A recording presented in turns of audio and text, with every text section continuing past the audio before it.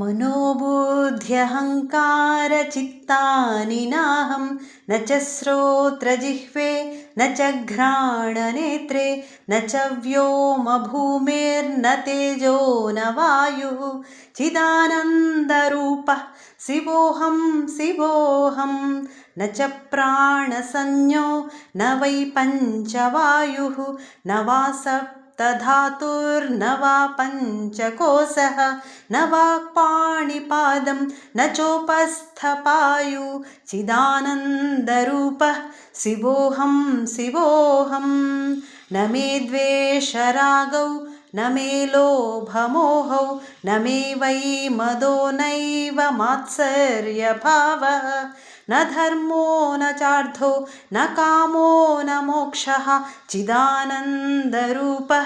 शिवोऽहं शिवोऽहं न पुण्यं न पापं न सौख्यं न दुःखं न मन्त्रो न तीर्थं न वेदा न यज्ञाः अहं भोजनं नैव भोज्यं न भोक्ता चिदानन्दरूपः शिवोऽहं शिवोऽहं न मे मृत्युशङ्का न मे जातिभेदः पिता नैव मे नैव माता न जन्मः न बन्धुर्न मित्रं गुरुर्नैव शिष्यः चिदानन्दरूपः शिवोऽहं शिवोऽहम् अहं निर्विकल्पो निराकाररूपो विभुत्वाच्च सर्वत्र सर्वेन्द्रियाणां न चासङ्गतं नैव मुक्तिर्न मेयः चिदानन्दरूपः शिवोऽहं शिवोऽहं